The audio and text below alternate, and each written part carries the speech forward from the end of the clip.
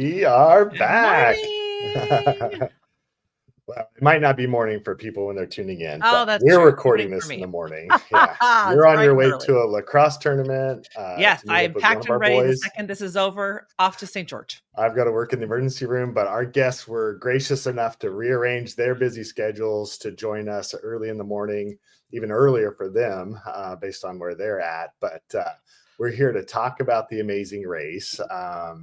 And I feel like this is just such a fun season. Like, it feels like old Amazing Race again, you know, with all the shuffling, all the travel stuff. Yes, which I love Right. that, and lots of little things. But then I also love, half the people love this and half the people don't love this. I love this. I love that the aspect of the Big Brother where they know each other, because it gives it Amazing Race a whole new level of competition. Like, wait, you can actually be nice, or you can actually, let Work that with person go ahead people. of you, I or know. like let someone get on the mat first place because it's their birthday. Like, what? Like, that is great. Well, and I feel like exactly they're fracturing these old tar rules, right? For those of us Yes. that are OG super fans that have been watching this from the beginning, Yes. you know, Justin's one of those. I know Danny's a huge OG super fan. Like, there's certain elements of the race that you just don't mess with. And this And they're season, they are messing messing with it. with And every it's single working. one of them. And so like it's fracturing my concept of like, well, wait, Yeah. is that a rule then or not? Like, I don't know. Yeah. So I love it.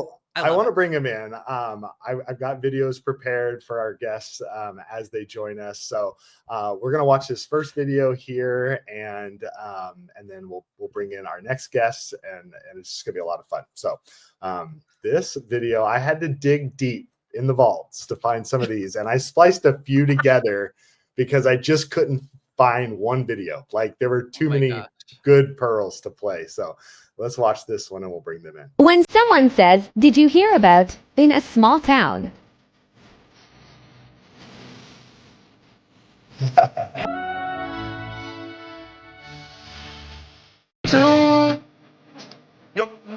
No fish, all By a vote of 10-0, Jag, you are evicted from the Big Brother house. 10-0. There's Jag.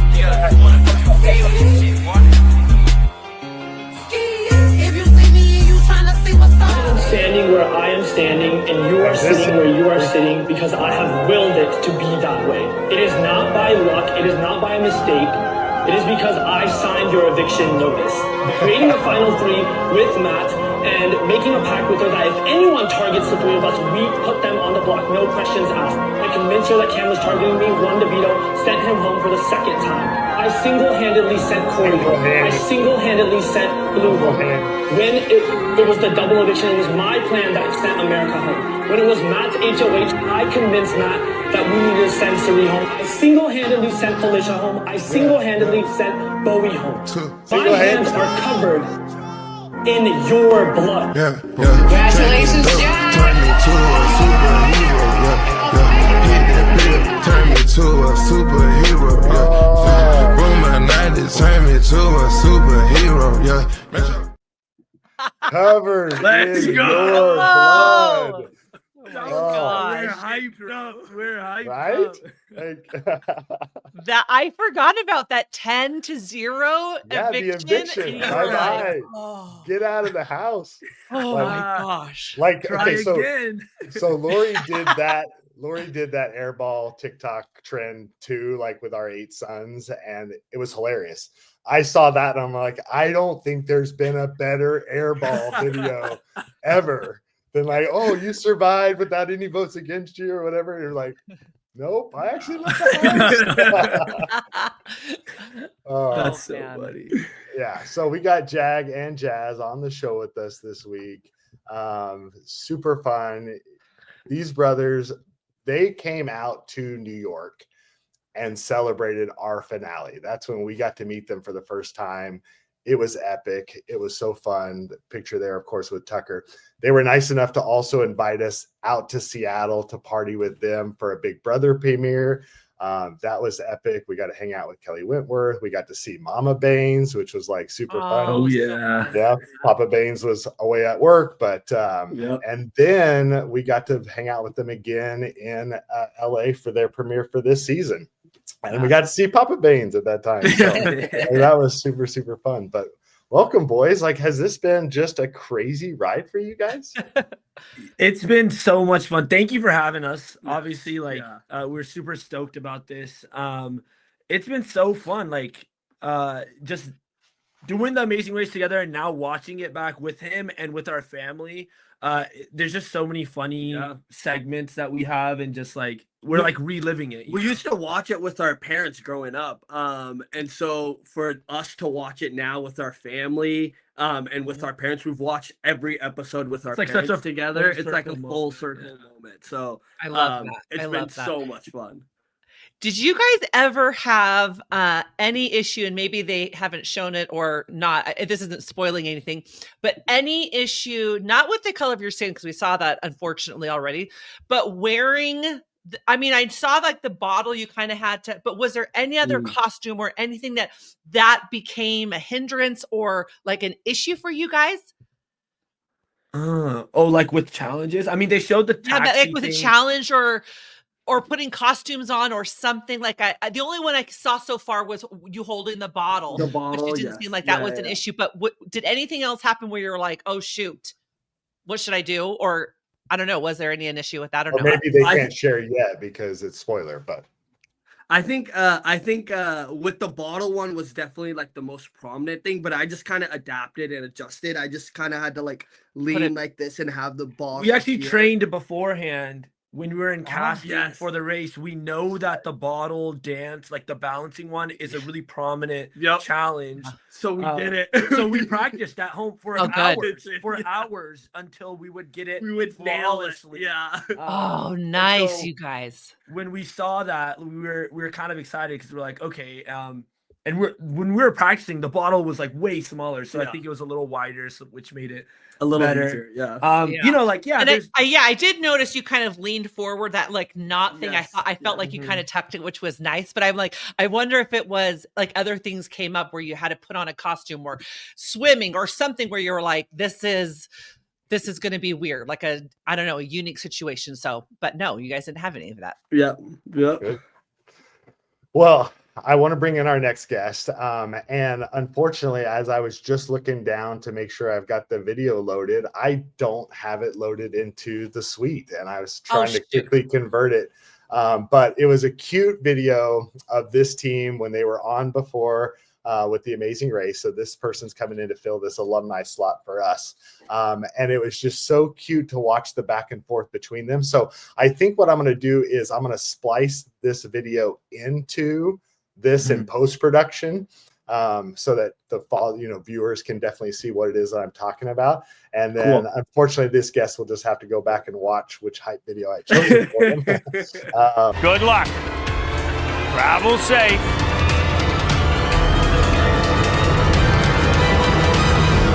Go.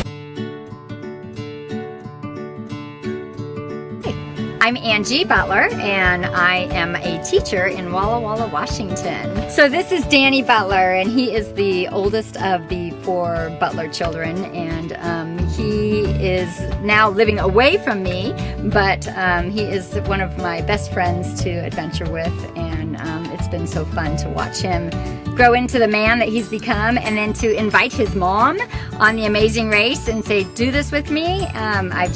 It's just been an honor. So every mom just wants to watch their child live their dreams. We started watching like 12 years ago, Margie and Luke, very first season, and then we became super fans. We watched a lot of Amazing Race. The Amazing Race for our local town of Walla Walla, Washington. Wow. So when we say we're Team Walla Walla, our town means so much to us. We're so excited to represent and make them proud. We are absolutely going to be the first mother-son duo to win the Amazing. The world is bigger than you. This kid didn't leave me once. Stuck by me. I I'm very puzzle-oriented, detailed-oriented. I design escape rooms for fun. Like, I know that's going to come into play on The Amazing Race. Very analytical. And Mom is very relational-oriented. She can get information. Does she stay at Starbucks talking to the baristas too long?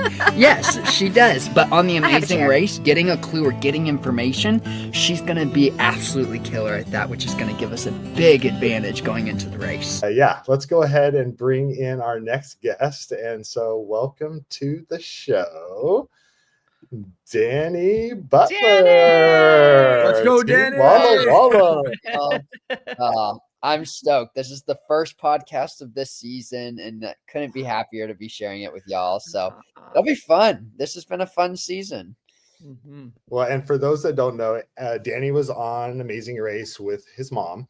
That's the video that we were just watching that didn't load for these guests, but viewers got to see it.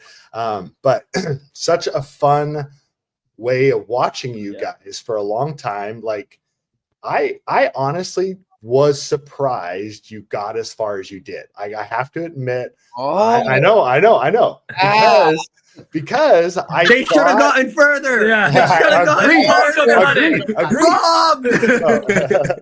So, but I thought you were going to have a harder time. But watching the way you and your mom figured out your strengths and your weaknesses and leaned on each other at the appropriate times, you started carrying a lot of other teams further than I thought they needed to go too. So I was just like, this team is freaking amazing. And then to see you get robbed in Barbados, I was like, that was the worst. Kidding me? Literally worst. So don't count out. Mother-son duos have the best statistical duos of any partners for making it far in the race. So. Yeah. Whoa. Yeah. Wow. I didn't know that. I didn't know that either. That's awesome. They're sleeper picks. But I also think, Danny, you and your mom, I feel like all siblings, especially mom and son, they have bickered. I've seen so many bickering, and fair because you're on The Amazing Race. I never once saw you and your cute mom ever, not even slightly bicker. No. So I feel like, yes, it's your duo, but it's because of you. No, I will say the one time I saw it, and it wasn't even harsh, but it was just like, it was mom getting frustrated. Danny, why do you keep helping all the other teams so much? But it's just like that. It's that good nature. Like for us, when we came out and visited with you, you can feel that like a love for other people, you know, and the fact that like it's hard to separate that when it comes to like competition, right? Yeah. Yeah. It's all the Lord. So love it. All right. Well, let's dive into the episode. This was episode 7, season 38. It feels like falling the whole time. And these teams got to, leave Croatia, and now we're heading to Romania, right? And so you rip and read the clue. You guys left shortly after Eric and Tucker, like by only maybe 40 minutes or so. You rip and read and you find out you're going to a travel agency. Was that different, surprising? Like, what were your thoughts there? I mean, we knew like if we're headed to a travel agency, it's going to be an equalizer. Some sort of equalizer, yeah. Which, yeah, we just expected. I think things are always it's more pressure when all the teams are clustered together. But it's something that, we were so excited for. We knew we were going to probably have to hop on a plane to get there, which is why we're going to a travel agency. And so we're so stoked.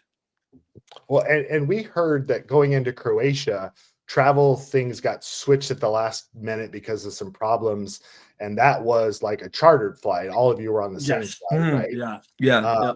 So this was the first time that you guys were like scrambling for flights, right? This season? Yes. So yeah. Yes. And I know you're like trying to carefully, but yes. Because we've had like a lot of trains up until the scramble, Right. So did you expect it was just going to be one flight? Like you're all going early in the middle of the night and everyone's going to get there and this is going to be another equalizer with everyone on a flight? Like potentially, maybe, but like we were starting to look up flights in the car ride to the travel agency. It was like an hour-long car ride. Okay. And Yeah, so we were just looking at it and seeing like, okay, it looks like there's some options if we can get there in time. And so we knew that there might be some different flights that we have to take. But we were also planning for an equalizer too, you know, like just everyone taking all the same flights. But like we were just weighing all of our options to see if everyone isn't taking the same flight, then we must be like taking different flights, you know. And the clue didn't say all teams are going to be on the same flight or you have to take this flight. And so at that point we kind of knew, like we're like, okay. What we knew is that the clue said make your way to like the TNT Clinceni airfield in Romania, right? And so we know we have to go to, like, that's the exact location. We look up that location. It's a skydiving field. Yeah. You look at the hours and we're like, okay, there are only a very few flights that we can take that will get us there before it closes. And I doubt they're going to let us skydive one day before the other teams show up. And so we figured there was going to be something going on. We just didn't know. Yeah. Now, question, did it say you must go to Smoke Vina travel agency? Yes. Or you should? The reason I asked is must. Yes, because it was so like the timing that we were getting there, like 2 a.m., 3 a.m., whatever it was, right? There were no other travel agencies open. So like this was the only agency that specifically open for all of us to get our tickets. Got it. Yeah. The reason I ask is one of our clues, I think, said you should.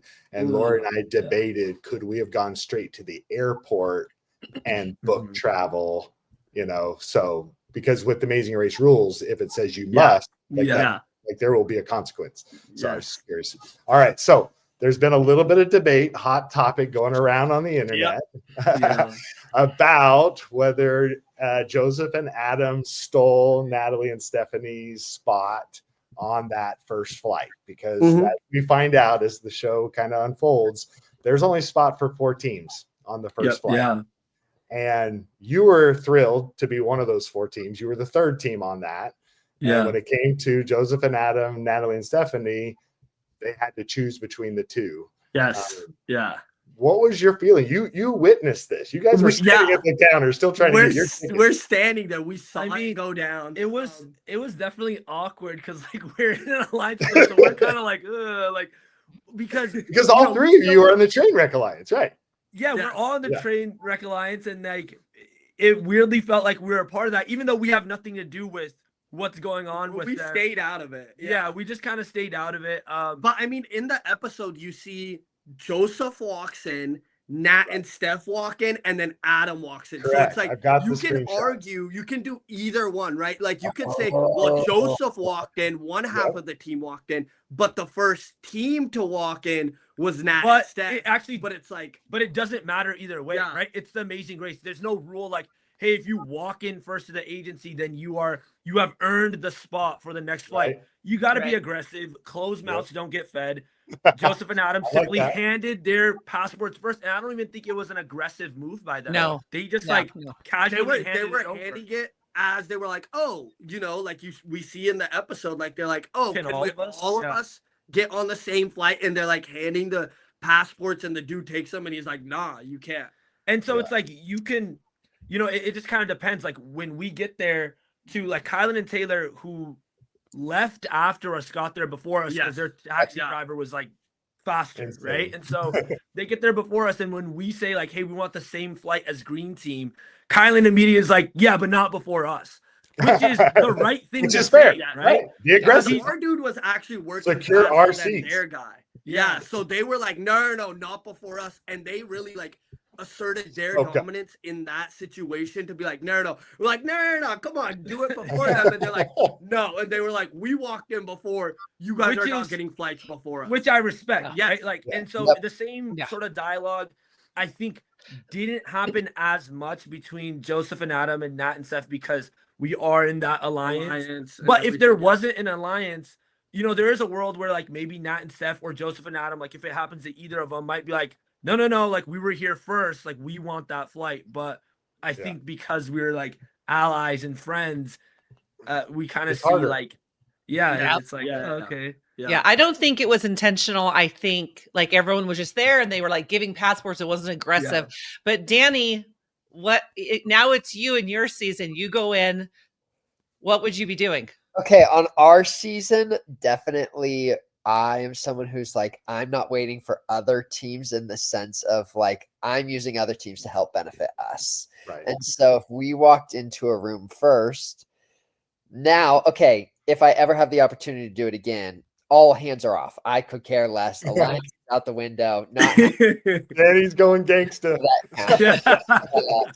But I think I want to watch that, actually. I want to watch Danny not be so nice. Yeah. I think in the past, it would have depended which teams helped us. Like Vinny and Amber, if it was like post them helping us with something, maybe we would have let them go first. Okay. Before us. But other people, nah. Well, and I have to say, I've enjoyed being on Chat BCC and I've hated it at the same time. But the things I've enjoyed is hearing a lot of the current racers comment about some of these things. And it was interesting to hear Joseph throw out during the episode that he remembered their taxi arriving first and thinking in his mind, we got here first. Like that's what qualified us to be here first. And granted, he entered the agency first. So in his mind, he's like, no, we were here first. And so I don't think he was feeling assertive as much as just occupying his spot in his line, in his mind. Right. Yeah. But it was interesting because those were not the rules. There was no rules for this travel agency. And clearly Natalie and Stephanie didn't perceive taxi arrival as being the justification either, because Stephanie later says, well, they gave them their passports first. So that's why they get to be first. So clearly production didn't get involved. This was just a, process of like, you got your tickets, you got your tickets. I did love this. I felt like this should have been the episode title. If not, maybe even the season title. Because I feel like with all the attention that the male teams are drawing this season for your dominance, this was just a bad situation for what felt like a group of ungentlemen or non-gentlemen, right? The agreement for John Gentlemen. Anyways, we're moving on. Go ahead. Well, the one thing with that also, I remember the clip of Joseph like jumping over the bar outside of the travel to enter first. Yeah. So he was thinking. He was being assertive. As the girls were probably walking up the walkway, I was like, oh, there probably was a little bit of strategy in that. Yeah. They were also, their taxis were racing. And they had to tell their taxis to slow down multiple times. So like the taxis were like neck and neck. And so it really was a race to get to the travel agency. Like they were speeding is what they were telling us. So yeah. So I will also shout out to Joseph and Adam. I've seen them be gentlemen many episodes prior.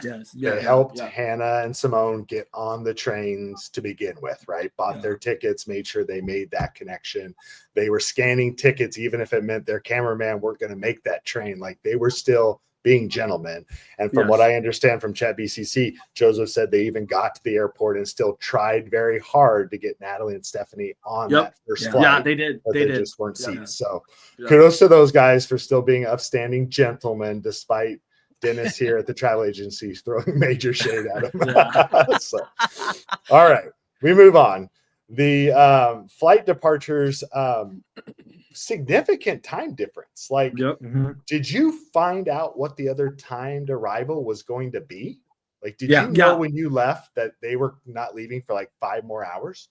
Yeah, because we asked like, what's the next soonest flight? Yeah, and did you feel like that was going to be a cushion, or you'd already done your research and you were expecting hours of operation? We didn't really like. It's always a toss up in the race. You never know, because up until this point, we had shown up to places where it's like, hey, you have to wait until this time for it to open, and sometimes it's not that.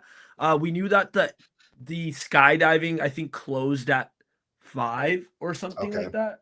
So you knew you were cutting it close. Cutting it like super close. It was 5 or 6, 5 or 6, Still really close. And we knew that they would definitely not make it. And we just thought that would be an insane leg to have, right? Like we get to skydive one day before you. Right. Yeah, that's like early the Amazing Race, right? Like the teams are racing a day before them. Like, I know, right? People checking in at the mat before people have left departure city, like a day later. Yes, that's old school tar. We don't want that. All right, so we get to TNT Brothers Airfield, and you pull a number. Were you surprised where your spot was? Like, did you know there were other teams ahead of you? We did know that the other teams were ahead of us. So we were actually in a taxi going second, right? Okay, so you left the airport in second.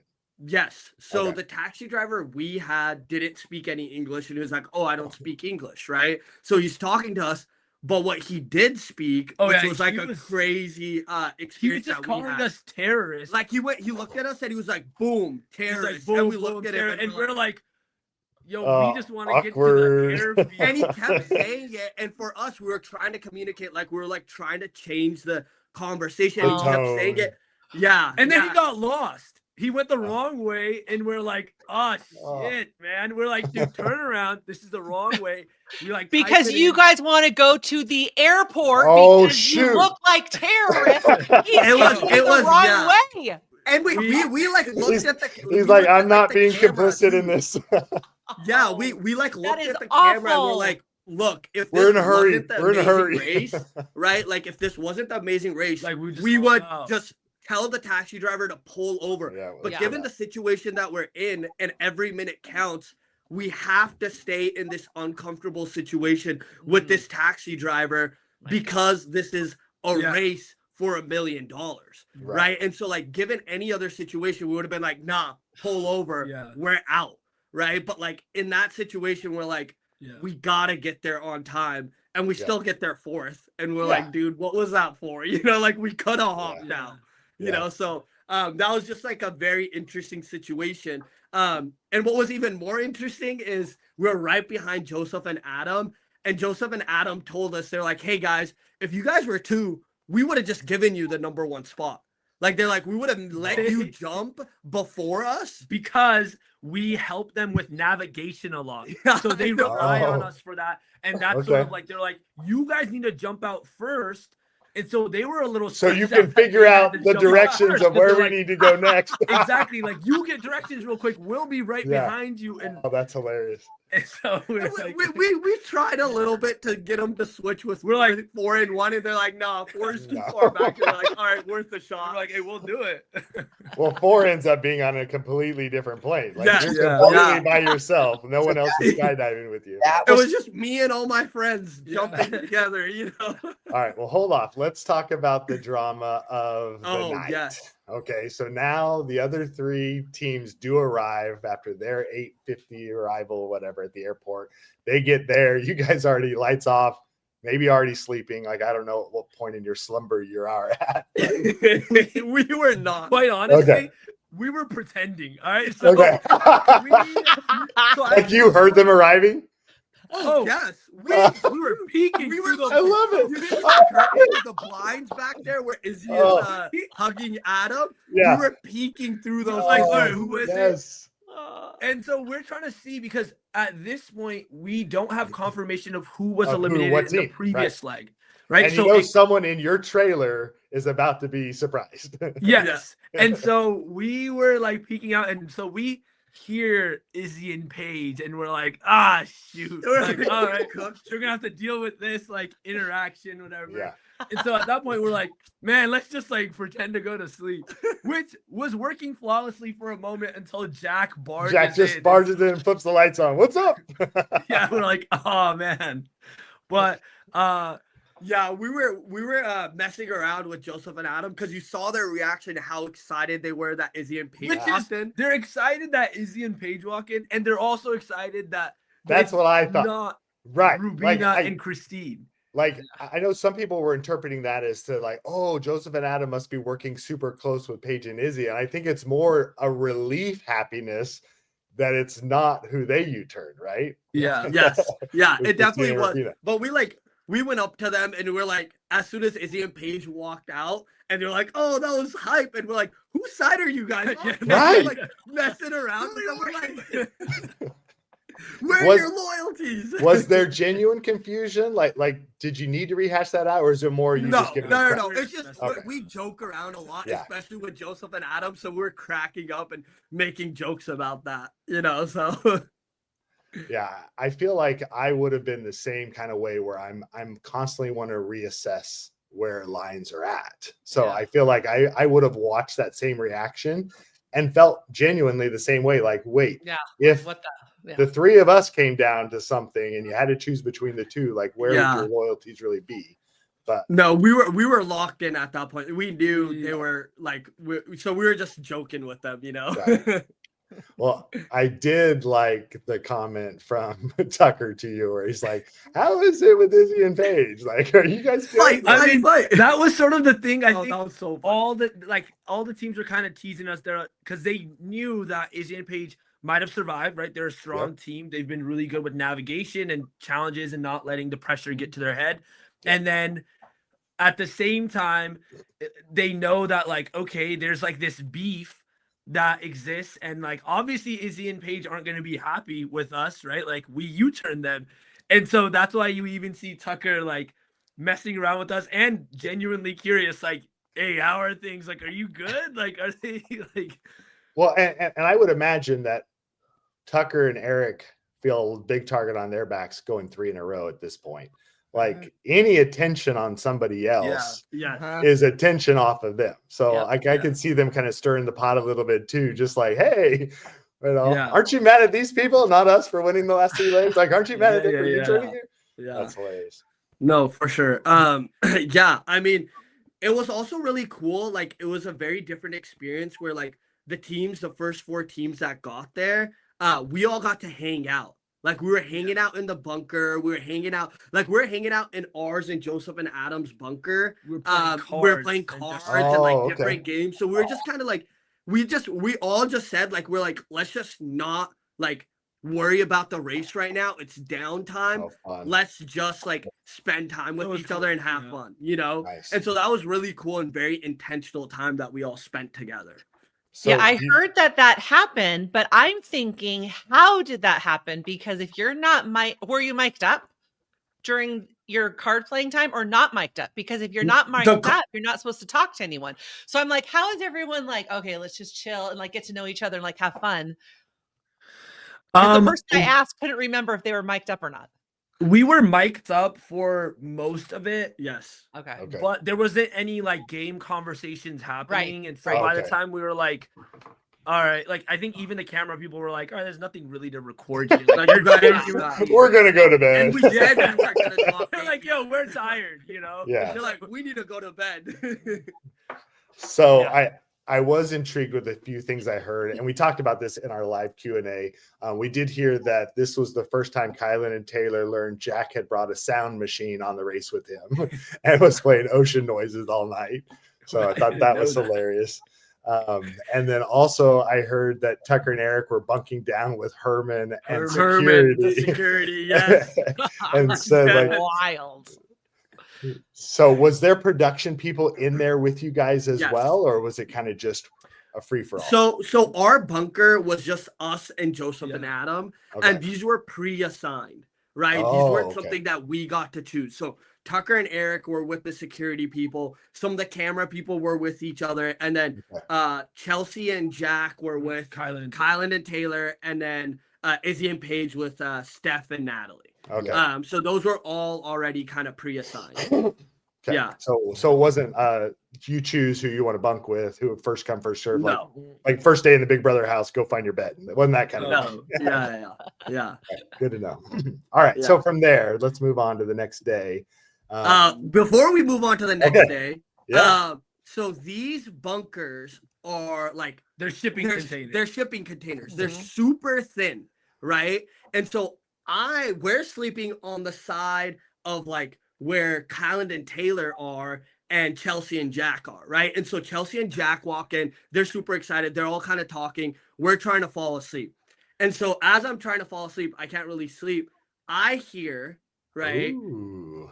Taylor say, Jag, Jazz, Joseph, Adam, Tucker, and Eric, we need to U-turn them, right? That is the piece of the conversation that I hear. Immediately, I shoot up from my bed and I go and I'm like, guys, you guys won't believe what I just heard, right? And I'm whispering because now I know that like you can hear everything, right? And so like Jag goes over there, I tell him all of this, right? For us, it was a very shocking moment because we had like essentially like told Khan and Taylor, right? Like if you give us the express pass, we're pledging our loyalty to you guys. Right. Part of the reason why we used the U-turn board was so they didn't have to use the express pass to repay them back. Right. And so we're like very loyal to them. We're running at the front of the pack and we're trying to protect them, do all this other stuff. And to hear that for us, we were shocked. Yeah. I mean, because we thought, we're like, oh man, they're playing us, right? Like they're trying to get us out, and here we are thinking that there are people that we should be loyal to, but I think they think that we're just like dumbasses and that we're gonna be blindly loyal. And so it kind of shifts a little in our mindset at strategy wise. And we sort of talk about this too. We're like, well, this doesn't mean anything actionable necessarily, right? Like just because we feel slighted by another team doesn't mean like, oh, we're gonna try to just like go after them now. No, it's just that now it sort of shifts for us. Like, you're not someone that we're loyal to. So and it confirms what Eric had overheard in Dubrovnik. We told Eric and Tucker as well in the morning, and Eric was like, I mean, they were both shocked, but Eric was like not as surprised, and he's like, yeah, I mean, this is like, I heard that they were going to be gunning for us. And so, and like, granted, they were, kind of what we heard, the snippet that we heard was, part of like them having a larger conversation. So we've talked to them about this, and they admitted to like that they were having a conversation about that. And however, we just heard a snippet of it. And, you know, they said that they were throughout the race, the larger context of, you know, being a woman in the Amazing Race and what that means, and going against male teams. And how it favors male teams. And like this season kind of shows, right? Like the male teams are dominating, right? So majority of leg wins are male teams, right? Minus Nat and Steph winning a leg, right? And so like that's like a very valid conversation to be having. And it's like, however, what I'll say is like we weren't part of, right? So they didn't include us in that, you know. Well, and so all we heard was our names in the same breath of a U-turn. Yes. And I think what racers or fans need to understand is that racers are privy to snippets of information that's either being overheard, maybe out of context, we don't know. And telephone game information being relayed through other individuals that sometimes morphs and changes to the point where it gets distorted, but paranoia takes over, right? You're constantly reassessing things. I know in our season, Carson and Jack, because they were in an alliance we didn't know existed with Nick and Mike and Mark and Brett, going into Bali, and that flight going into Bali, those three were like lock and step, and I didn't know that. Carson had communicated a conversation that had happened between the three frontrunner teams, like there was a gentleman's agreement, even though it included Anna, right, Lori, that we weren't going to like oppose each other. And then, of course, Jonathan and Anna go against that and shatter that whole concept. But they run with that. Mark and Brett think, okay, that's something we need to operate on. We need to break that up. You know, Eric overhears them walking up in Croatia talking about, oh, there must be a gentleman's agreement. Like that stuff starts to paranoia, like take over. It becomes your reality, it's your perception, right? So I get it. Yeah, I mean, Eric mentioned it too. There was no gentleman's agreement. You know, like Eric mentions it in his in that leg, right? During the he's like, I'm not aware of any gentleman's agreement, right? So I think there was just information that we had told them that they took as like, oh, the male teams are working together. Right. And you know, I mean, it shows, the episodes show where like, dude, we need to, Tucker and Eric are a problem. At the very end, we say that. They need to be dealt with. All right, let's move on. I love that T though, like, because again, that hints towards efforts by teams to collect any and all information they can, and then utilize that where you can to try to make strategic decisions. So that's good. I know in our season there was like conversations that we were told about people like bad mouthing us, and then it was like, all right, like those are teams that we don't want to necessarily work with moving forward. Was it true, or were they just saying that to get in your head? The conversations, some of them were true. It happens. Not everybody wants to work with everyone. You're not everyone's cup of tea. We get it. All right, we're skydiving. Al, fans need to understand this was not only like kind of a rickety Romanian plane, right? Like from what I understand, in some places even held together by duct tape. You're also setting an amazing race record by tandem diving from a higher height than Amazing Race has ever done before, 13,000 feet. So I wanted to set that up for everybody first. We get up there. There's 3 of them that went in one plane. Jazz, you were by yourself. Special VIP services apparently. And then the last 3 teams went together on that 3rd flight. Like, what was that like, Jazz? Walk us through this. I mean, it was honestly phenomenal. Like, I've skydived before, skydove before, been skydiving. And it was in Washington. So to be able to do it again, and it was like a bucket list item for me to do it in Romania. Like, that is so cool. Like, how many people can say they've skydived before in a different country, in Romania or whatever it is, right? And so that experience was super dope. I was just cracking jokes the entire time. Like, I was like, oh, look at me and all my alliance members, you know, like, no one there, you know. And so I was just having fun with it. It would have been cool to like share the experience and dive out at the same time as everyone else. But even my instructor, I was like, look, if you got a nosedive to get down there faster, nosedive. Like, I was like Delta Force, let's go. You know, because you're still in the race mindset. Right. And so I'm like, oh, we got to get there as soon as possible. How far after the 8:45 departure from the first flight were you leaving? I was curious. 15 minutes. Each of them were 15 minutes apart. Why do you think they divided it into a 3-1-3 versus like a 2-2-3? Right. I have no idea. Honestly, I have no idea. Just to isolate you guys. Well, it seemed like a smaller plane than what. Like, I wonder if that was part of it. There was 2 planes. One was bigger than the other one, and so you got relegated to the smaller one. My plane was also smaller too. Smaller than the other. Yeah, like it was like, I think you could maybe have fit 2 people in mine. Versus the other one's max capacity was 3. So maybe they just kind of went with max capacity. I have no idea. On our live Q&A, Lori pointed these 2 things out. So I grabbed screenshots out of them and I made sure I included them here in this slide for us. This was the first time in a while. Lori, you talk us through these so things.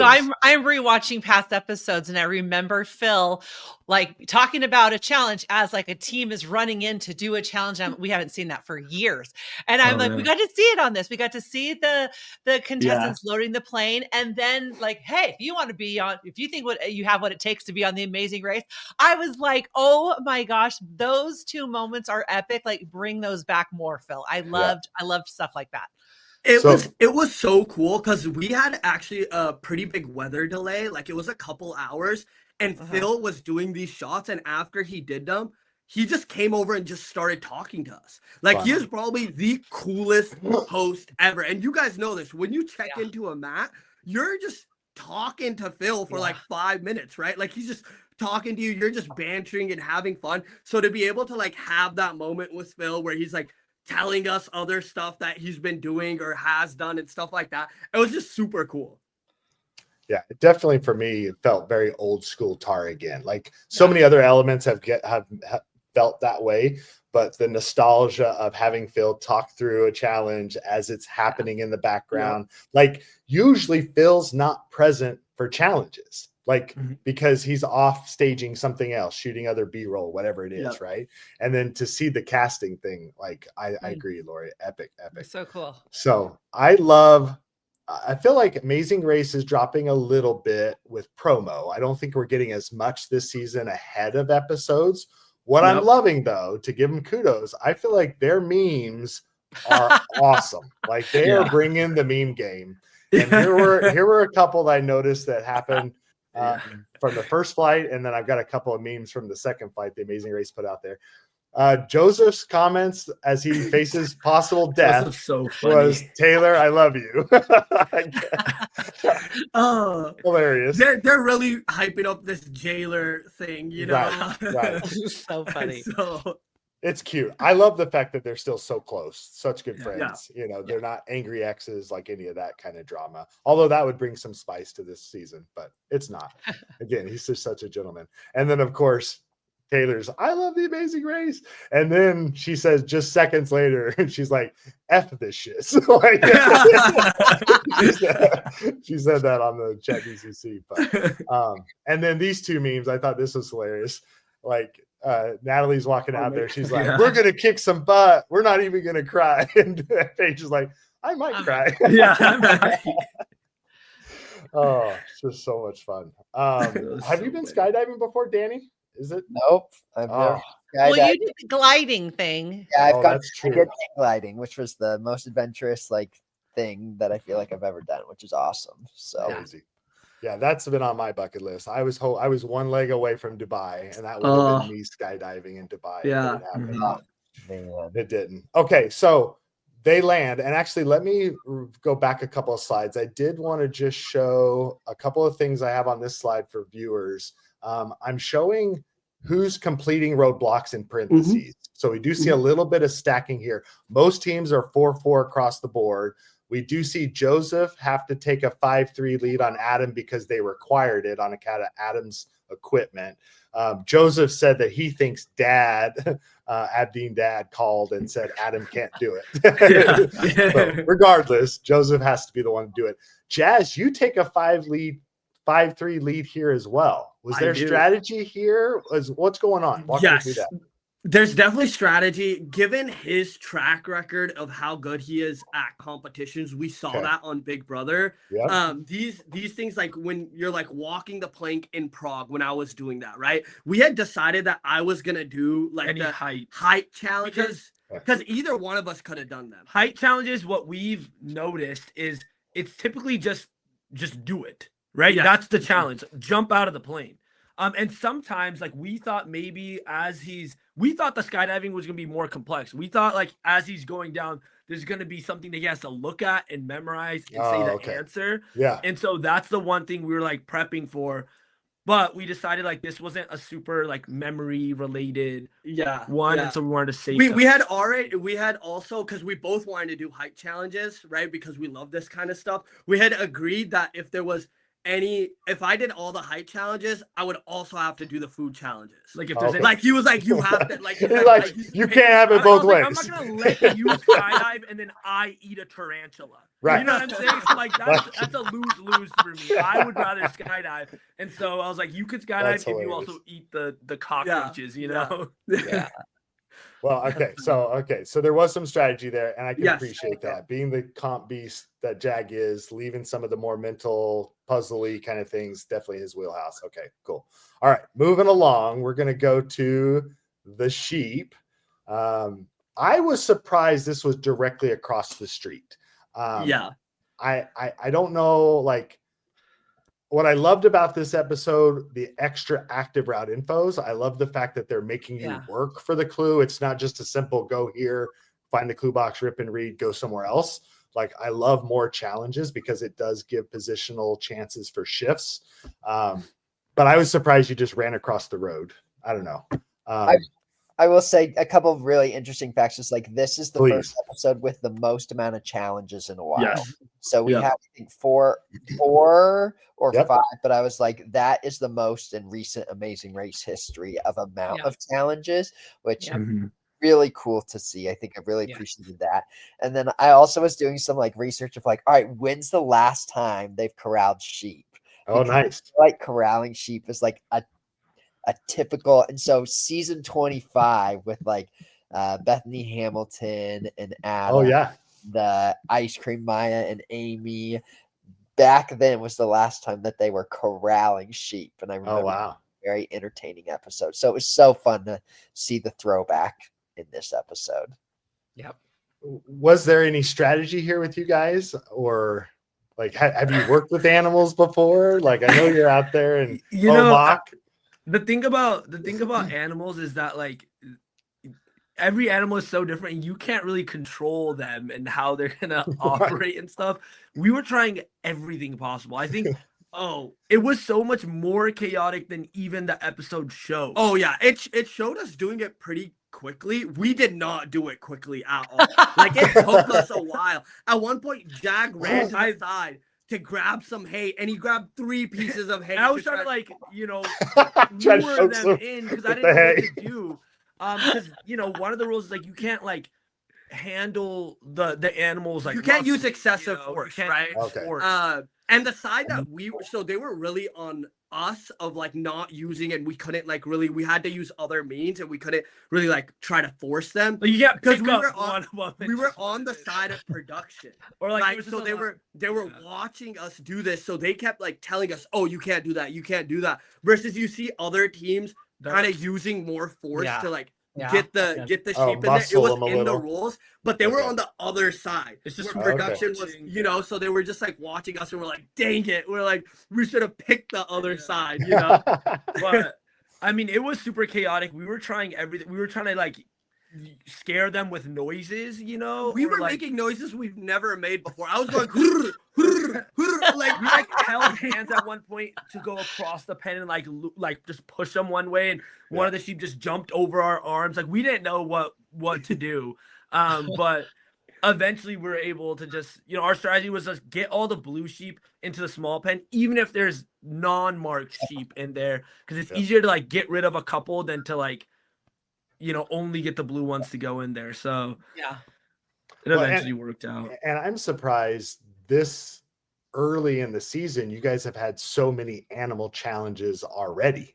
Like it feels, and again, maybe it's just a Europe thing. I'm not sure, but like it's tough to gamble your game, your amazing race on the behavior of things that are so unexpected, For sure. And, for sure. This happened with like the horses that we had like in Hungary with the horses and the obstacle course.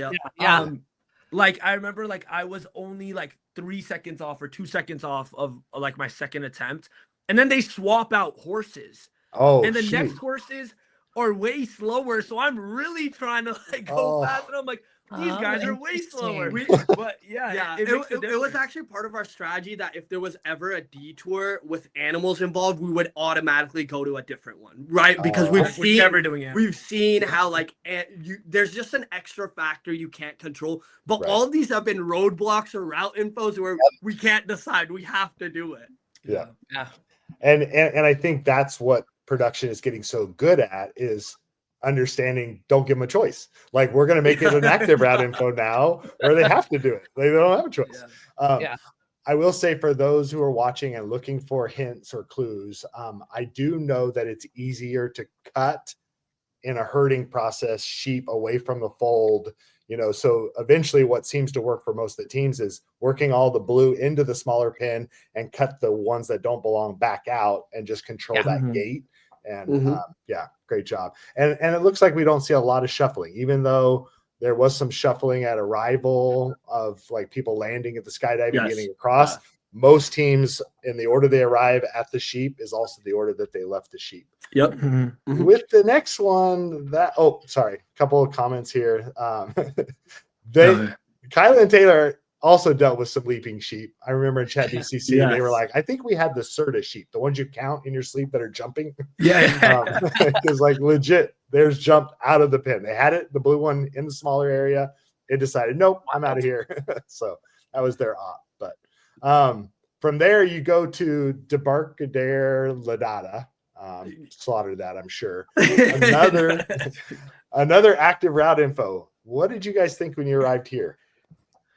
So one thing that happens right before we arrive here that they show briefly in the episode is we get to our cars after herding sheep, and Kylan and Taylor are still struggling to find where to go. And we choose to help them when they ask us for help. And that was something really intentional that we talked about, because we had just heard them talking shit, or, talking about you turning us. Right. So in our mind, we're like, oh, they're talking shit. And we decided, like, we don't want it to be apparent to them that we overheard them, because then they're locked in to you turning us or whatever the, giving us the yield or whatever the twist is going to be. So we wanted to keep it like, oh, things are as is, right? And so they asked us for help. We're like, yeah, just come on and follow us. And so we helped them with getting directions to this spot. As for this route info, getting to the clue box, I thought it was so cool. Like having to like build this pontoon boat. Oh, Danny, you gotta head out. I gotta head out to work. Thank you for coming, man. So fun rooting for the two of you this season. Thank you. Thanks for having me on, and enjoy. Yeah, thanks, Danny. We love you so much. Appreciate you. Bye, y'all. Yeah, just building this was so much fun. Like Jag and I essentially looked at the example once, and I took the lead because I'm like more of the builder. And I just said, hey, you worry about like the jugs, and I'll worry about the rest of it. What was cool about it is that like we can see like communication matters in things like this, right? It's not a roadblock. You have to build it fast. There's pressure because all the teams are together. And we're able to fly through this really quick. Yeah. And that's why you see us like so close to Joseph and Adam when we're in the rafts or like on the pontoons. And this is all stuff that we had prepared for when we were in casting. Like we would build furniture together, but he would be in another room telling me the directions, and I don't know the names of the pieces, and we're trying to help, so we're trying to make it as difficult as possible to get through the hurdles before we step foot onto like the starting mat. And so we were excited about seeing a building challenge. So, and it was just so fun, like the clues in the middle of this pond or like this. Did you see it right away? Like I was curious, you arrive, was the sign apparent that that's where you needed to get information from, or did you have to find that? Like I was curious the setup. It was I don't remember exactly what the sign said. It was just apparent to us because we see Tucker and Eric are in the water, already like, doing about stuff. to head out. So we're like, obviously that's where we have to go. And then once we're building it, you can see it right in the example, the water. Yeah. Okay. So there was some jockeying of positions here. More so with arrival to the location. And now that you say what you said about helping Kylan and Taylor with directions, I can see now why you arrived ahead of them. Getting here because you actually left the sheep after them, right? Okay. Yep. Everyone else, it seemed like it was again active route info. I love the fact that it's a task. It's challenging, but it doesn't seem to have shifted much positioning from here. You get the clue, you go all the way back to land before you can rip and read, right? Yes. Yep. Yep. Was the pontoon wonky for you? Obviously, we saw Joseph and Adam really struggling because they said they're over 400 pounds between them. Did you guys wonky. have difficulty? It wasn't. Yeah, you had to focus on balance a lot, and like they give you just long sticks, right? Like you're pushing it through the marsh. Like there's like soft mud at the bottom. That's why Stephanie loses the stick. Gets stuck in the mud. So, like you're trying to like use force, but not get off balance either, and go fast and communicate. I mean, I just thought it was so fun. I think this so far in the season has been the most fun like clue retrieval that we've had. Like it feels like a detour almost, but it's not, right? And so it was pretty fun. Yeah. Well, I was fully expecting Joseph to break something again, like between breaking the key in the lock at the previous active route info, right? Honestly, or when he got the screw stuck on the whole like go-kart thing. I mean, huge shout out. I do want to give a shout out to Joseph and Adam. I'm surprised they didn't show this. Adam's sugar crashed, and that's why we were able to catch up with them, because Adam couldn't row as much and Joseph was doing all of it.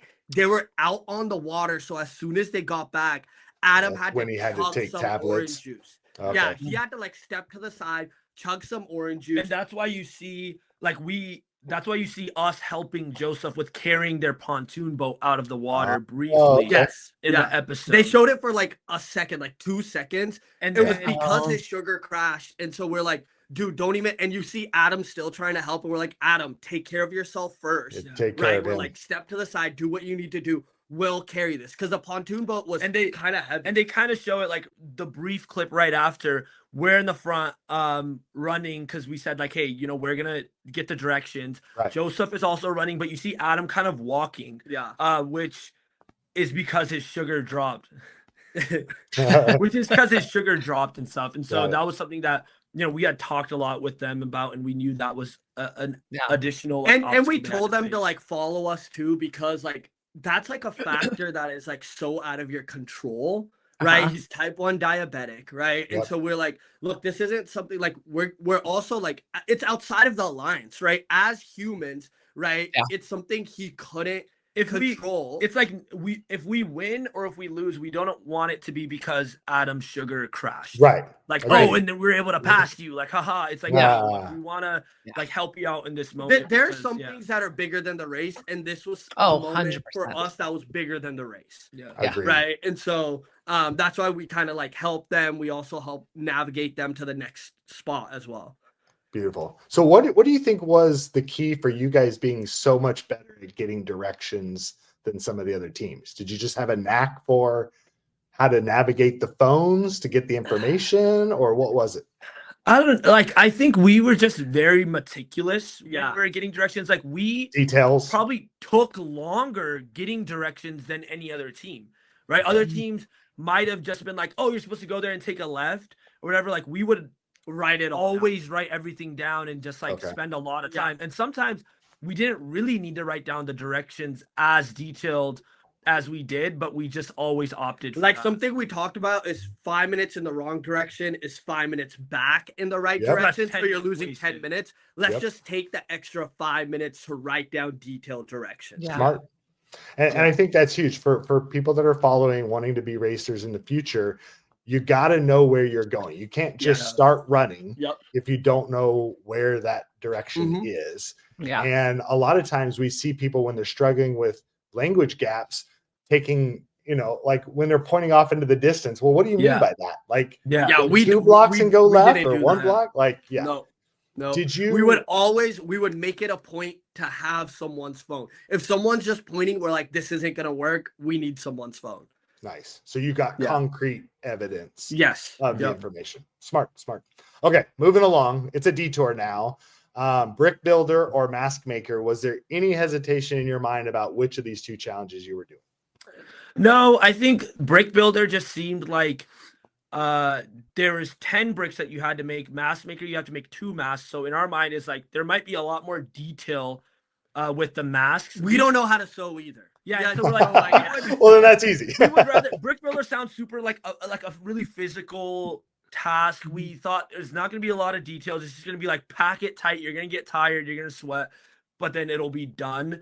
There was more details involved than we even thought there would be. But yeah, to us, we're good with physical challenges. And we'd rather just do that. Yeah.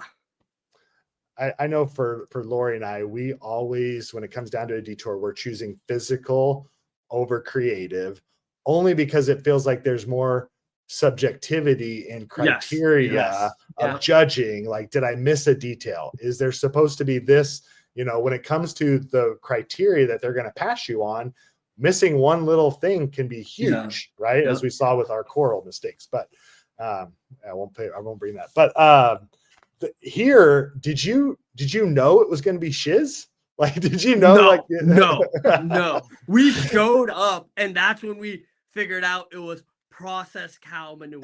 You guys probably saw this in chat BCC. We still joke about it. We call it shit bricks. Yeah. And that's what we were like calling it. And production had to tell. They're like, yo, teams. We really can't air They're that. like, you gotta say processed cow. This is a family show. We're like, yeah, so when we were at Shit Bricks, they're like, that. Let's run that back. Casually drop that every 5 seconds when you're talking about That's hilarious. We were making so many related jokes, and all the teams are just like messing around with it and stuff like that. It was so funny. I will have to say, when I was grabbing screen grabs of the various different attempts, I was trying to find your mistake spot, like when you made your failed attempt. I guess it doesn't. You guys got 10 for 10 on your first try. What was the key here? Why did you get it right? while others learned the process over time, and it seemed like it was their first 2 or 3 that were the ones that were failing. Yes, I think how did you go 10 it was. 10? I think there's a few. It was I think so. A major thing was you see Tucker and Eric get a check first. We're still working on our bricks, but they're right next to us because they were 6 bricks ahead of you when you arrived. Yes, from what I understood. We kept an eye and an ear towards them of why, and as they were like talking to each other or the camera and explaining why they gotta know, we just listened and we heard that like the edges had to be like perfect. So it was confirmation for us that it's a little bit more detail oriented than we think, and we're pretty detail oriented in general as is, and so we're like, hey, let's just make sure we do every single one of them exactly right. And so we just did it that way, paying attention to the critique that other teams are getting, incorporating that into your process. Brilliant. So you don't have to worry about going back and reduplicating that effort later. That's huge. A couple of meme opportunities. We saw some slipping in the mud. I thought this was hilarious. This Kylan Taylor interaction, and then we'll get to your interaction here in a second. I feel like this is exactly Lori and I. Like he's talking about, well, sometimes you can be too perfect, and she's like, and he goes, "What did you say? It looks great." like Lori's always at the perpendicular structure. I know, Scott is such a nerd, such a nerd, but that comes in handy. All right, you guys are hyped that you get it on your first try. You celebrate. You go to like high five each other, and you're like, you brought the gloves on the race with you? That was something you guys packed? Yes, we did. We did. Why? You just never know. If we got a pull like you guys remember when there was the challenge where you had to pull a cow rope and there's a cow on top of the bell. Well, we don't want to get rope burns on our hands or like struggle with that. And so we just figured like they were in the pack. You knew where to get to them quickly, so you're like, they weigh nothing. They take up no space. Yeah, it's nice to have, and we threw them out after this because they were covered in processed cow manure. Oh, brilliant! All right, let's look at the other side of the road task. You didn't get to see this firsthand. We, of course, as viewers, we got to watch it be done. Super creative. I love that Paige and Izzy chose this challenge. I felt like it catered to their strengths extremely well. I love also, and Lori pointed this out in the live Q&A, they stopped and grounded themselves at different Yes. I think in the chaos that is the race, it's very easy to get so race-minded, so narrow focus on go that you make stupid mistakes. And they're like, we're here by ourselves. We don't know if we're in last place or not. I still love you no matter what. Like I loved hearing that from them. But I also feel like their theatric side, the fact that she's a flutist, Paige is in lighting design, they perform. This is a challenge where you get to perform to the judges and sell your craft. Yes. And I thought it was perfect. I don't know. Thoughts? Yeah. Honestly, that was one thing that I also noticed was just like Izzy being like, hey, let's take a second to just like, ground ourselves. And that's like mad respect for them, because that's like, you're in the race mindset and you get caught up in it so much to have like at least one partner to be like, okay, let's slow down. Right. It actually benefits you so much more. And for Paige to be receptive to that, right? Like I could imagine if we're in the middle of a detour and we think we're in last, and he looks at me and he's like, yo, let's just slow down. I'd be like, what do you mean slow down? You need to speed up, if anything. Let me show you a finger. So I thought it was cool, just like getting more insight into that, like, and we see in their relationship too, at the U-turn, go the other direction. Izzy's the one spiraling a little bit, flipping off the U-turn board. She's pissed, and she's in her feelings, and Paige is like, do it, own your feelings, but let's focus this in a positive direction. So they do a great job of, I think, grounding each other. So I love their relationship. And honestly, I'm not surprised they finished this task in one try. A lot of their tasks, if you notice, throughout this season, they're doing it in their first try. They're very meticulous. They're a very strong team. And you see that happen again. And you see that it actually helps them a lot, because even though they were last, they're able to jump up a couple spots. Love it. That and not be eliminated, right? So we're going to the mat, Carroll Park. It's a special area inside Bucharest City where it's the Tomb of the Unknown Soldier, a huge monument there. Was this easy to find? Like, did you navigate? Okay. It was far. It was a foot race. Like, it was a long run. We saw it. Well, right? okay. It was not, but you had to self-drive there, and it wasn't nearby. It was like an hour drive. Okay. Right? Give or take. And so you can get very lost in an hour drive. Yeah. Right? An hour can easily turn into 2 hours or more. But for us, right? Like, we got directions one time and we just went, right? And like when we were near Carroll Park, we were a little lost because we didn't know where to park our car, right? Where the marked parking was and everything. This park is huge, so we're like circling around the park. Yeah, like huge to find the marked parking. But you see what finally helped you find the marked parking?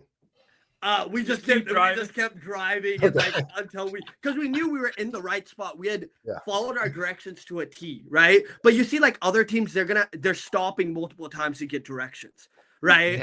Which is again also smart. Which is smart to like double check if you're not going in the right direction. You're in the right way, but that's why also we were so meticulous about directions. But one thing to point out too, because we were talking about Izzy and Paige, we see them. They see Jack and Chelsea, I think, getting directions, and they check in, and Paige and Izzy feel confident in their directions. They continue to go instead of like stopping and be like, let's also stop. So yeah, they're also a team that was really good with navigation, and so I think that helps them on top of going to Matchmaker, having strong navigational skills. I mean, Tucker and Eric were phenomenal at directions too. So. Seems like Tucker and Eric are phenomenal at everything. Like, at this point, 4 wins in a row. Like, kudos to those guys for just beasting out. Like, Tucker's a challenge beast from his season. Jag was a challenge beast from his season. Like, we've got representation here when it comes to challenge beasts, which is good. It makes the race fun to follow. So the record is 5, I think, for most legs won in a single season. 5 in a row. Yeah. 5. Yeah, because I would say 8 total wins is a record, but 5 in a row is the most. That's right. So this was a cute moment. I had to grab these screenshots. Joseph and Adam running up, and we see a relationship already building the entire season between Phil and Joseph and Adam. Like, I think it's easy to say that probably Joseph and Adam are season 38's favorite team for Phil. Like, as they're running up the steps, they're like, "Where's that eyebrow?" Back to the right? So here they just cannot help themselves. They want to give him a hug. Phil's not entertaining that at all. I remember Lori brought up in our live Q&A. She's like, I think this is the first time I've ever seen teams chasing Phil at the mat. And one of our viewers reminded us it's actually happened there was before. Another time. I found it. Here it is. Let's watch it. There's Phil. There's Phil. I'm hugging you. No way. I'm hugging you. Oswald and Danny. And All right. Good afternoon. Oswald and Danny. Yes. You're team number 4. Yes, that's good. So this was All Stars hilarious. Season 11, episode 5, covered in coal because they just had to bag all this coal and deliver it. And literally, it was hilarious watching Oswald and Danny. They're legit like painting each other's faces with the coal, like in the taxi. On the road. But oh my god, hilarious moment. All right, so we finish up. We've got 6 different, finishers that get to stay in the race. We did lose, unfortunately, Natalie and Stephanie from your Trainwreck Alliance. Did you know later on this day that they went home? We knew. The position where we were sitting for our interviews, we actually saw all the teams kind of like run past us. So we knew Nat and Steph had been eliminated. And when we were being taken to like the hotel, we saw them on the side by like the bench. And that was like, honestly, like their elimination and Hannah and Simone's elimination, probably the hardest ones for us because we were so close to them that like, you don't get that closure, right? You develop this relationship with these teams, and then they get eliminated, and you don't. They just disappear. The next day, they're just not there. They're just not there. I know. It's so weird. You're like, wait, what happened to so and so? Yeah. And you don't get to say your goodbyes. I mean, these are teams that you've connected with, you've had time with. We were fortunate enough, one team that did leave during our season asked for special permission to be able to say goodbye to us. And that was a super unique opportunity with Bernie and Kerrigan that I cherish, I appreciate. But it doesn't happen. Like they get carted off and disappear and bye-bye, but 6 of you still in the race. This is exciting. The last time that we were in Romania was season 14, and that's when Mel and Mike won the leg. And of course, as we've already said, this is Tucker and Eric's 4th win in a row. They are doing so well. Amazing. Craziness. What are your thoughts on this team? Like, they're just a strong team, right? Like they're a powerhouse. Immediately saw that in the first leg, right? Like when we're 1 and 2, even tandem biking with Tucker and Eric, we're like, oh shit, like they're really good with navigation. That was the one thing that really stuck out to us, because teams struggle a lot with that, and they, got to the very first, clue before us where we had a tandem bike, and so immediately we knew, like, okay, this is going to be a strong team throughout the season, and it's been true. Like they've just crushed it. And I agree. We've seen a lot of episodes where it's 1-2, 1-2. You guys win in the first couple of legs, giving away a win because of a birthday. Again, crazy that was done, but kudos to you guys for being gentlemen. I don't think I could have done. Lori would have killed me if I offered the mat. I wouldn't have done that. Sorry. I want to go on a trip. I love it. I love to see it. We're seeing some good average racing here out of placement averages here, right? Tucker and Eric right there at the top, you guys shortly behind them with a good, strong placement average. And we lose this episode, the 3rd best placement average. Wild. That train wreck alliance. And I think it just goes to show that one leg slip up can mean the end of the race, which is, it's harsh. But I also, just for what it's worth, I have to point out the fact this is the 7th time that we've had 3 all-girl teams finishing last in 3 consecutive episodes, but only the 2nd time that we've seen 3 eliminations happen. And that's because 5 of the times there was a non-elimination leg that was previously planned that miraculously saved one of these all-girl teams on these 5, previous seasons. But it's tough. I hear a lot of rhetoric, a lot of frustrations being aired by fans out there because they just feel like this isn't fair. This isn't how the race should be run.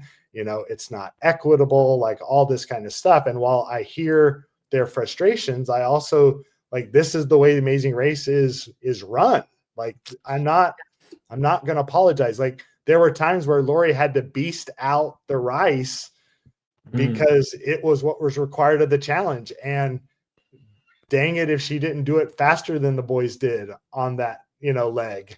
Well, and I also think of, as a mom of 8 sons, like there's going to be times you're up for, something in a class or a promotion at work. And I'm like, if they do it better, they do it better. Like they can't be penalized because they're boys, they're men. Like, I'm like, it's frustrating to see these awesome female teams lose, but I'm like, it's the Amazing Race. It is what it is. We can't get mad. I mean, you guys legit earned that placement. Like, why would I want to take that away from you? So I'm trying not to be negative about it. I think I will say, like, I think production could do better.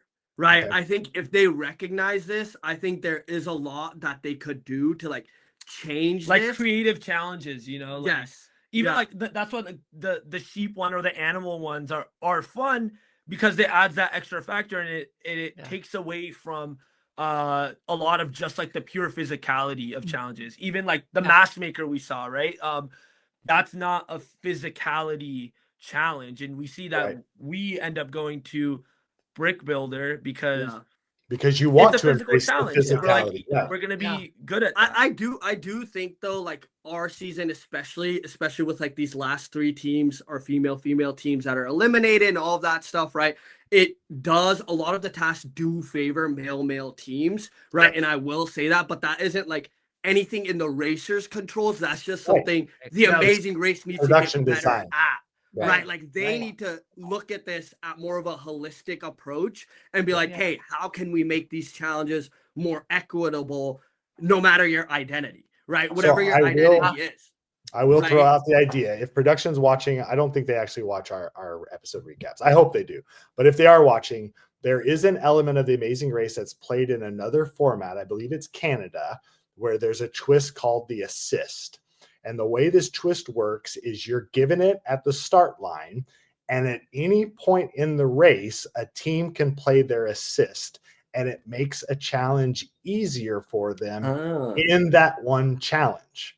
And if that was something that they provided, you know, and you're at the point where you're trying to do the go-karts and you're not heavy enough to go down the hill fast enough, you play your assist and now maybe you're given 8 more seconds or whatever. Like that might be a way to make things a little bit more equitable on these active route infos where you can't choose between 2 challenges. You have to face the physicality, and maybe now they only have to do 4 sheep instead of 5 sheep or whatever it is, right? So an idea, throwing it out there might be fun, but could be a twist we see soon if they listen. Follow our example. All right, let's move along. Episode 8, we've got a teaser here, and I know you guys can't speak to it. It would be too spoiler-ish if you told us too much, but this does say that we're in Bucharest still, so it sounds like we're not leaving. We're going to be in Romania again. And it's got 2 teams strategically use their express pass. I wonder who those 2 teams are. There it is. And for what it's worth, like it's the leg the express pass expires on. Like you would be stupid not to use the express pass, right? Interestingly enough, I'll tease this. There's nothing in the rules that states you have to play the express pass on yourself. An express pass can be gifted in the rules to another team to use if you can convince another team stupidly enough to give it up. Oh, we know. There was we can do that. You know, there were situations of strategy where it was like it was on your guys' season where you had to wait for other teams. I forget what that twist is. Intersection. Yes, intersection, right? Where you had to wait for other teams to like do it with the other team. And we were all kind of thinking about like, do we use the express pass in a way where we can get Tucker and Eric to the back and no one teams up with them, and then you give it to the last place team who then, you know, to get them out of the race. Like we were gaming Taylor, and apparently Taylor and Kylan were having these same conversations. Okay. We just didn't know. We were having this conversation. They were having these conversations, and we're like, you know, so we knew you could have, but like at that point, you're running your own race. We have an alliance. We've helped other teams, you know, like up until leg 7, there's no reason for us to give it to another team. Let's see next episode if we give it to another team or not. Could happen, right? It's definitely strategy. Well, and it also says in this little teaser clip that while navigational frustration reaches a breaking point for another team, and I think we saw maybe some hints of what team that might be in the preview. But that happens like on The Amazing Race. That's part of the fun of if you aren't good at getting directions and you get lost, or a taxi driver takes you to the wrong travel agency and it's on the other side of town 40 minutes away, like it's The Amazing Race. It's fun. So. It's frustrating. I think the way my oversimplification of the race and how it works is like you got to get there and you got to do something. If you can't get there, that's a big problem, right? Those are the 2 steps. And so that's why it's so stressful to like the navigation part. Love it. Well, we're going to wrap up there. We've gone on longer than we normally do, but I've had so much fun hearing the tea. We're yappers. The backstory. I love it. So are Lori and I, right? Yeah. One last question, Jazz and Jag. Are you guys friendly with the girls? That looks like you've been fighting the whole. I mean, I know you are because I've seen you guys together. Everyone thinks you guys hate each other. Like, everything is okay with you guys? Like, explain. Yeah, we're friendly with them.